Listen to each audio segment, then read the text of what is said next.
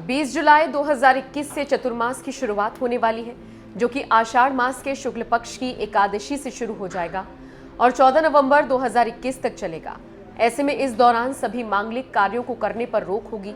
दरअसल कहा जाता है कि विष्णु मांगलिक कार्यों के देव हैं और जब चतुर्मास में श्री हरि विष्णु शयन करते हैं तो विवाह, मुंडन, जनेऊ जैसे सभी मांगलिक कार्यों पर रोक लग जाती है। ऐसे में चतुर्मास के दौरान क्या करें, क्या नहीं और कौन से उपाय आपको इस माह में सभी परेशानियों से दिला सकते हैं छुटकारा, बता रहे हैं ज्योतिषाचार्य दैवज्ञ डॉक्टर श्रीपति त्रिपाठी जी। तो नमस्कार, मैं हूं डॉक्टर श्रीपति त्रिपाठी। चतुर्मास का सनातन धर्म में बड़ा महत्व है। हिंदी पंचांग के अनुसार चतुर्मास आषाढ़ मास की शुक्ल पक्ष की एकादशी से प्रारंभ होकर कार्तिक मास की शुक्ल पक्ष की एकादशी तिथि तक रहता है। चातुर्मास इस वर्ष 20 जुलाई 2021 से शुरू होगा। इस दिन देवशयनी एकादशी है। इस एकादशी से भगवान विष्णु विश्राम अवस्था में आ जाते हैं। इसलिए इस दिन से हर साल 4 महीने के लिए चातुर्मास लगता है। 14 नवंबर 2021 को देवोत्थान एकादशी है। इस दिन से भगवान विष्णु विश्राम काल पूर्ण करके क्षीर सागर से बाहर आकर सृष्टि का संचालन करने लग जाते हैं। जब भगवान विष्णु विश्राम अवस्था में होते हैं तब भगवान रुद्र सृष्टि का संचालन करते हैं। आइए चातुर्मास के बारे में और बहुत कुछ इस वीडियोस के माध्यम से बताते हैं, जानते हैं।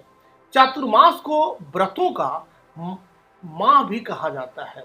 इस दौरान सृष्टि के पालनहार भगवान विष्णु योग निद्रा में होते हैं और भगवान रुद्र सृष्टि का संचालन करते हैं। रुद्र का शासन राष्ट्रपति शासन की तरह होता है, जिसमें नियम पालन का पूरा ध्यान रखना होता है। आपकी गलतियों पर रुद्र की पूरी नजर रहती है। ऐसे में धर्म अध्यात्म के कार्य इस दौरान जल्दी फलदायी होते हैं। कहा जाता है कि रुद्र जैसे कुपित होते हैं तो तुरंत दंड देते हैं, वैसे ही प्रसन्न होते हैं तो तुरंत कृपा बरसा देते हैं। इसलिए चातुर्मास को आध्यात्मिक कार्यों के लिए सर्वोत्तम कहा गया है।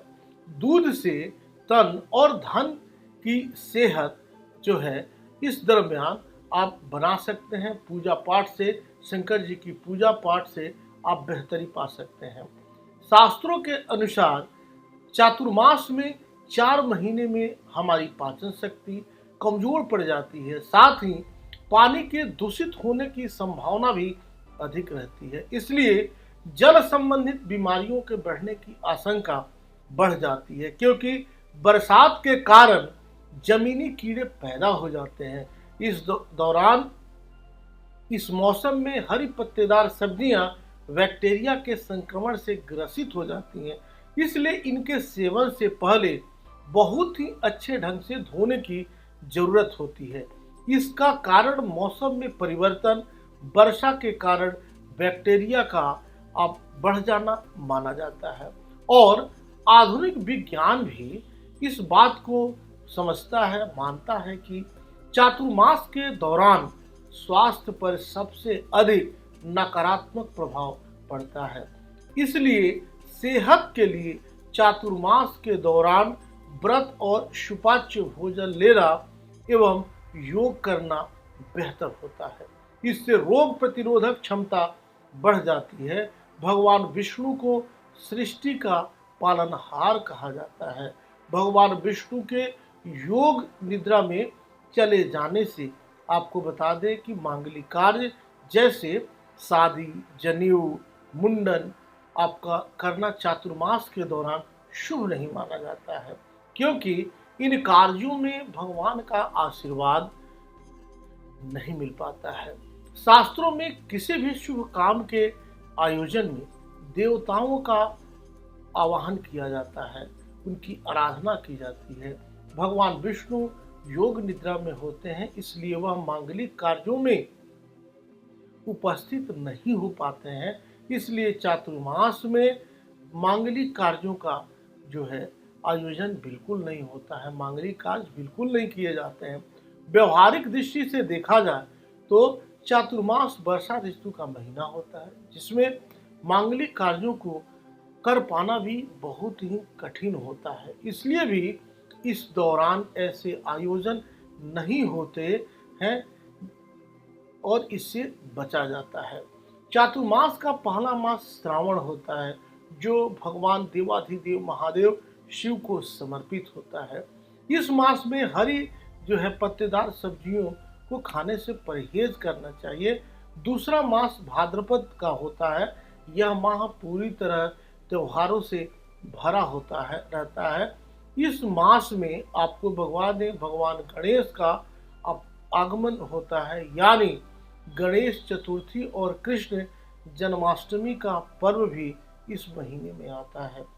इस मास में दही के खाने से बिल्कुल बचना चाहिए। चातुर्मास का तीसरा मास आश्विन मास होता है। इस मास में नवरात्र और दशहरा का पर्व मनाया जाता है।